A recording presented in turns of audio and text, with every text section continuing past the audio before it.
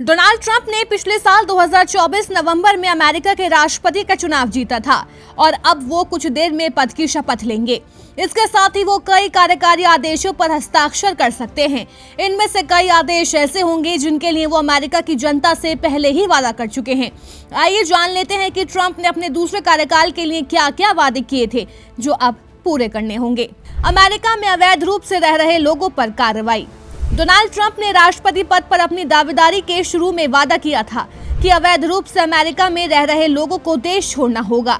Media reports के मुताबिक साल 2024 के चुनाव के दौरान ट्रंप ने निर्वासन के मुद्दे पर विशेष वादे किए थे।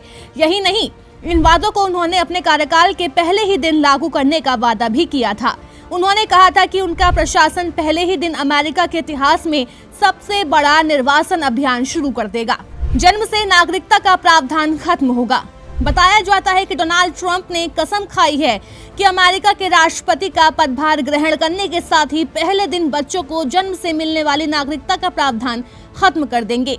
इसका मतलब ये है कि अवैध तरीके से बाहर के लोगों को अमेरिका की नागरिकता नहीं मिलेगी। ट्रंप ने मई 2023 में वादा किया था कि नए कार्यकाल के अपने पहले ही दिन मैं संघीय एजेंसियों के लिए एक कार्यकारी आदेश जारी करूंगा कि कानून की सही व्याख्या के जरिए भविष्य में अवैध विदेशियों के भविष्य के बच्चों को खुद ब खुद अमेरिका की नागरिकता नहीं मिलेगी। दरअसल अमेरिका में प्रावधान है कि अगर कोई बच्चा वहां जन्म लेता है तो उसे स्वयं नागरिकता मिल जाती है। अबॉर्शन पर संघीय कानून नहीं। अमेरिका में अबॉर्शन भी एक अहम मुद्दा है। इसके संवैधानिक अधिकार सुप्रीम कोर्ट ने खारिज कर दिए। इसे खारिज करने वालों में 3 जज वो थे जिनको राष्ट्रपति के रूप में अपने पहले कार्यकाल के दौरान डोनाल्ड ट्रंप ने नियुक्त किया था। इसके अलावा चुनाव प्रचार के दौरान भी ट्रंप ये लगातार कहते रहे कि अबॉर्शन के लिए अपनी जरूरत के हिसाब से राज्य को कानून बनाने चाहिए। डोनाल्ड ट्रंप कह चुके हैं कि वो अबॉर्शन के अधिकार के मुद्दे पर किसी भी तरह के कानून पर हस्ताक्षर नहीं करेंगे। यानी माना जा रहा है कि अमेरिका में अबॉर्शन के मुद्दे पर कोई संघीय कानून ट्रंप नहीं बनाएंगे और न ही इसको लेकर कोई आदेश जारी करेंगे। स्कूलों के फंड पर कस सकते हैं नकेल।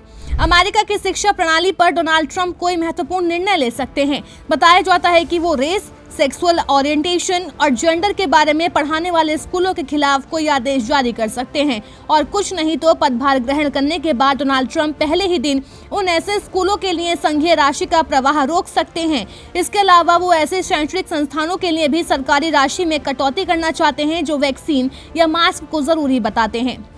रूस, यूक्रेन और इजराइल हमास युद्ध रोकना। डोनाल्ड ट्रंप ने साल 2024 में वादा किया था कि अगर वो राष्ट्रपति बने तो 24 घंटे में ही रूस और यूक्रेन के युद्ध को सुलझा देंगे और यह युद्ध पूरी तरह से खत्म हो जाएगा। वो रूसी राष्ट्रपति व्लादिमीर पुतिन और यूक्रेन के राष्ट्रपति वोलोदिमीर ज़ेलेंस्की के बीच सब कुछ सुलझा देंगे। अब उनको अपने इस वादे पर भी खरा उतरना होगा। और साथ ही साथ ट्रंप ने हमास इजराइल युद्ध के बारे में कहा था कि हमास ने अगर 20 जनवरी से पहले बंधक बनाए लोगों को नहीं छोड़ा तो उसे भारी कीमत चुकानी पड़ेगी। ट्रंप ने कहा था कि हमारे पास ऐसे युद्ध विराम समझौता है जिससे बंधकों को तो मुक्त ही किया जाएगा, इजराइल हमास का युद्ध भी खत्म हो जाएगा। इस मुद्दे पर भी डोनाल्ड ट्रंप को पूरी दुनिया के सामने खुद को साबित करना होगा। मुस्लिम देशों से आवागमन पर प्रतिबंध।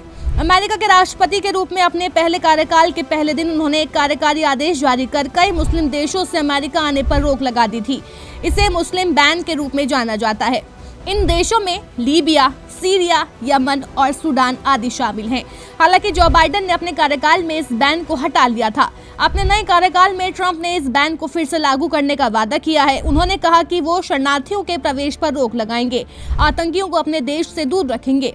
सितंबर 2024 में उन्होंने वॉशिंगटन डीसी में कहा था कि वो गाजा स्ट्रिप जैसे आतंकवाद प्रभावित इलाकों से शरणार्थियों के आने पर बैन लगाएंगे और अपनी सीमा सील कर यात्रा पर बैन लागू कर देंगे। विदेशी सामान पर अधिक टैरिफ की योजना।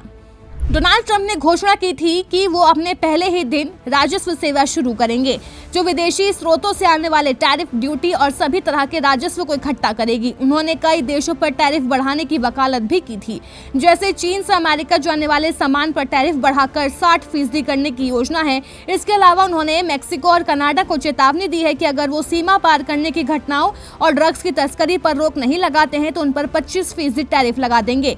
ऐसे में देखना होगा कि टैरिफ के मुद्दे पर ट्रंप क्या रुख अपनाते हैं। सामान महंगे करने वाले रेगुलेशंस का खात्मा। ट्रंप इस बात के भी संकेत दे चुके हैं कि वो उद्योगों के लिए डीरेगुलेशन प्रोग्राम ला सकते हैं। वो आरोप लगाते रहे हैं कि बिजनेस के लिए रेगुलेशन प्रोग्राम के चलते अमेरिकी उपभोक्ताओं पर बोझ बढ़ता है। अपने चुनाव प्रचार के दौरान ट्रंप कहते रहे हैं कि एक दिन वो एक ऐसे कार्यकारी आदेश पर हस्ताक्षर करेंगे जिससे ऐसे सभी रेगुलेशन खत्म हो जाएंगे जिनकी वजह से सामान की कीमतें बढ़ती हैं। ये हमारे देश के इतिहास में रेगुलेशन घटाने वाला सबसे बड़ा फैसला होगा और ये बहुत जल्द होने वाला है। अफगानिस्तान पर तय करेंगे जवाबदेही। डोनाल्ड ट्रंप ने यह भी वादा किया है कि वो अफगानिस्तान से अमेरिकी सेनाओं को वापस बुलाने के फैसले का जिम्मा लेंगे। दरअसल साल 2020 में ट्रंप ने तालिबान के साथ एक समझौता किया था। वो अफगानिस्तान में मौजूद अमेरिकी सेनाओं को वापस बुला लेंगे। हालांकि जैसे ही अमेरिकी सेनाएं वापस हुई, तालिबान ने अमेरिकी सहयोग से बनी अफगानिस्तान सरकार के खिलाफ मोर्चा खोल दिया था। इसकी वजह से तमाम मौतें भी हुई। ट्रंप ने इसके लिए अपने उत्तराधिकारी जो बाइडेन को जिम्मेदारी ठहराया था।